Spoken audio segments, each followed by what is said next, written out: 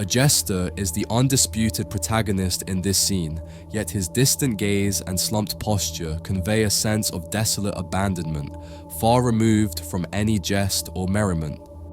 Stańczyk is a 19th century painting by Polish artist Jan Matejko, and many art enthusiasts consider it to be one of the saddest and yet most powerful compositions ever painted. The central figure of the painting is Stańczyk, said to be a famous court jester during the Renaissance in Poland. He sits alone in a dimly lit room, his head bowed, and his expression is nothing like what one would expect from a fool. He appears somber and lost in thought. Could the figures in the background have something to do with his sorrow? Two men and a woman gesturing with a fan, perhaps in a flirtatious manner, and a dwarf form a lively scene that starkly contrasts with the jester's melancholy. Could this be the reason for his sorrow?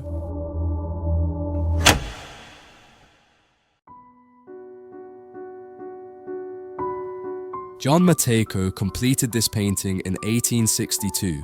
It portrays the most famous, renowned, and respected jester in Polish history, Stańczyk. Stańczyk was a court jester who served King Sigismund I the Old during the Polish Renaissance in the 16th century. The full title of the painting is Stańczyk during a ball at the court of Queen Bona after the loss of Smolensk, a title that encapsulates the entire meaning of the artwork. According to legend, Stańczyk was more than just an entertainer. He was a sharp and witty man who used satire to comment on the political disorder of the monarchy. In the painting, Stańczyk is shown sitting, or rather slumped, into a chair, gripped by absolute sorrow and grief. The canvas is rendered in dark tones and a haunting combination of red and black to evoke a sense of helplessness and despair. Stańczyk, a jester whose job is to make others laugh, appears sad, poorly postured and alone, while a lively celebration unfolds behind him. Stańczyk has turned his back on the party, signaling his disapproval of the monarchy's actions. He is deeply troubled by the sovereign's negligence in the face of the Russian invasion and capture of one of the empire's most important cities, Smolensk, which brings us to our next point.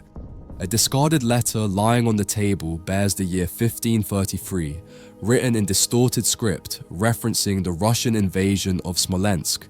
Smolensk was a major trade center for the Grand Duchy of Lithuania, which was also the court Stańczyk served.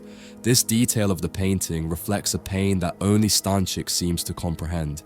He feels immense sorrow and is further devastated by how the empire has chosen to ignore the loss of Smolensk. It's worth noting that the year 1533 on the letter does not align with the actual fall of Smolensk, which occurred in 1514.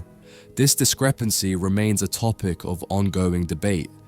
Stańczyk's lute appears in the hands of a dwarf.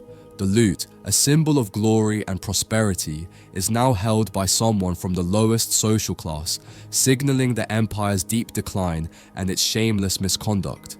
Through the open window, we can see Wawel Cathedral, where Polish kings were crowned.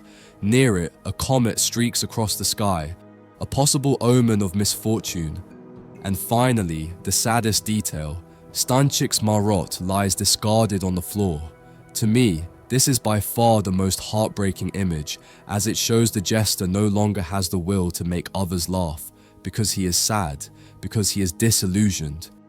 Matejko's painting of Stańczyk is also widely known as the paradox of the sad clown, which in essence represents a psychological analysis of comedians, clowns, or actors who bring laughter to others but cannot find joy themselves. A number of psychological studies conducted with performers, especially comedians, have shown that these individuals often use humor as a coping mechanism to mask their inner traumas. It makes me wonder how many times we try to make others happy while our own lives slowly drown in melancholy. I wonder if we all, in some way, suffer from the paradox of the sad clown. This work by Matejko is considered by many to be one of the most melancholic and at the same time one of the most powerful paintings in the history of art. It conveys such a profound range of emotions that it's hard to believe it all fits within a single canvas. Matejko was one of those exceptional artists whose mind, I dare say, seemed to be made of stardust and golden silk. The depth of his paintings, the meanings they carry, and above all, his almost supernatural ability to depict the collapse of a monarchy while expressing the most intimate feelings of a single character, lifted him to an entirely different level of artistic greatness. Stańczyk's brilliance became a topic of conversation in many cities during the 16th century, and centuries later, in the 19th, Matejko's tragic and almost magical portrayal brought his name back into the spotlight, as if he had been summoned once again through brushstrokes and oil paint. The German philosopher Nietzsche once wrote, "Man is the only creature who suffers so deeply that he had to invent laughter." And perhaps there is no image that captures that idea more powerfully than that of Stańczyk.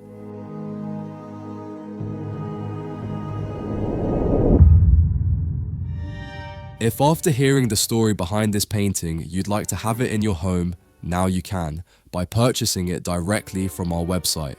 In the description, you'll find a link to browse our catalogue of over 500 historical masterpieces, carefully selected so you can collect your favourites.